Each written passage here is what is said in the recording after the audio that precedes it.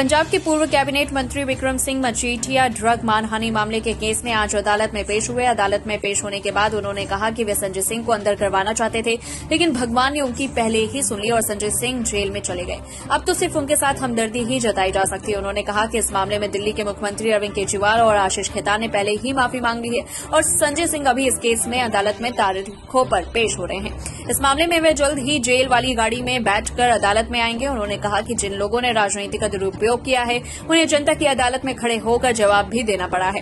लोगों की अदालत ने ऐसे लोगों को सजा ही सुनाई है। उन्होंने कहा कि अब आम आदमी पार्टी के नेताओं पर शिकंजा कसा जा रहा है। पहले उनके मंत्री सत्येंद्र जैन जेल के अंदर गए, उसके बाद मनीष सिसोदिया और अब संजय सिंह जेल के अंदर गए हैं। अब कुछ एक मंत्री ही रह गए हैं जो जेल के अंदर जाने वाले हैं। इतना ही नहीं, पंजाब के भी मंत्रियों की जल्द ही बारी आने वाली है।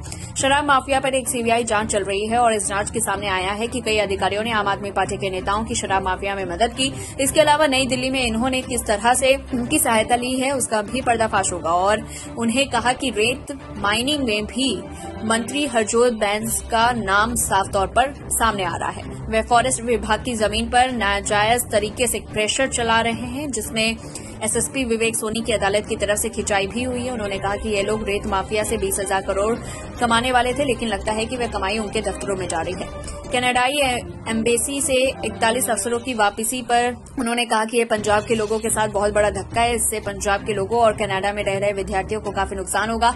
इससे पंजाब को आर्थिक, सोशल, धार्मिक तौर पर निशाना बनाया जा रहा है। उन्होंने कहा कि अगर कोई गलत काम करता है तो उसके खिलाफ कार्रवाई होनी चाहिए, न कि पूरी कम्युनिटी को इसका खामियाजा भुगतने देना चाहिए। उन्होंने कहा कि पंजाब की अर्थव्यवस्था में एनआरआई का काफी अहम योगदान है और इन दिनों में भारी संख्या में एनआई भारत पहुंचते हैं।